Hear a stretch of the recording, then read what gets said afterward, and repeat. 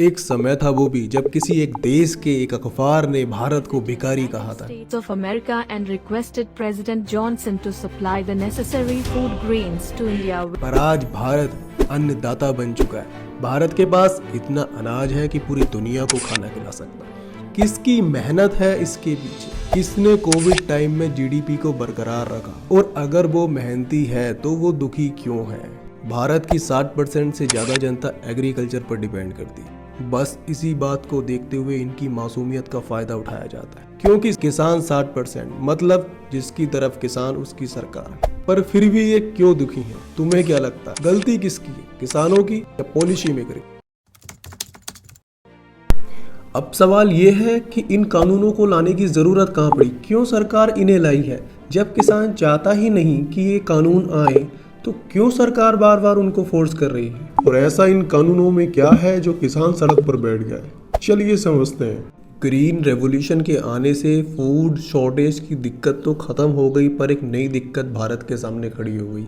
वो है food storage की दिक्कत। भारत में इतना अनाज उपज होता है कि इसको स्टोर करने के लिए स्टोरेज की कमी है, जिस वजह से लाखों टन अनाज हर साल खराब होता है। सरकार का यही कहना है अगर स्टोरेज बन जाती है तो अनाज खराब होने से बचेगा, जिसका फायदा भारत को होगा। दूसरा, हजारों किसान हर साल आत्महत्या कर लेते हैं पैसे की समस्या को देखते हैं। सरकार का यहाँ ये कहना है कि अब किसान एपीएमसी के बाहर अपने मूल्य पे अपना अनाज खुद किसी को भी बेच सकता है, जिसका सीधा फायदा किसानों को मिलेगा।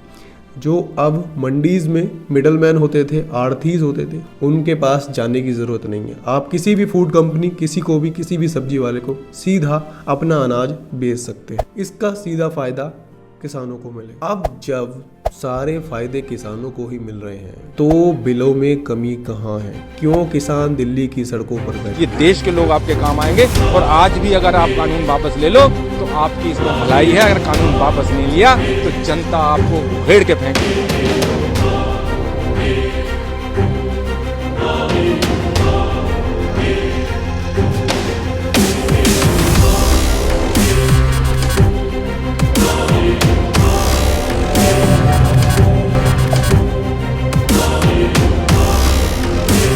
यहाँ पर किसानों का ये कहना है कि सरकार उनकी एमएसपी को हटा रही है।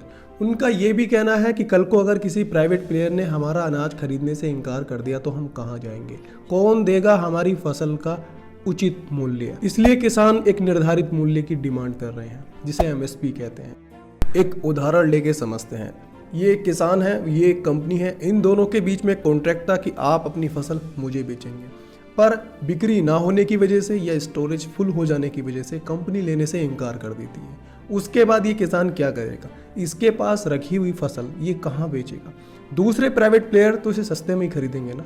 वो कहेंगे कि आपका कॉन्ट्रैक्ट उनसे था, पहले आपने मुझे मना कर दिया था, अब मैं क्यों लूँ आपकी फसल? आपको बेचना है तो आधे से भी आधे मूल्य में बेचिए। इस स्थिति में किसान क्या करेगा? क्या इस तरह से उसकी इनकम डबल हो जाएगी? बस यही एक मुद्दा है।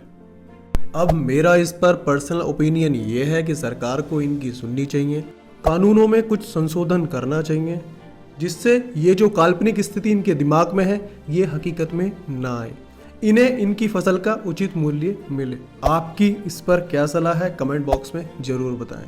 धन्यवाद।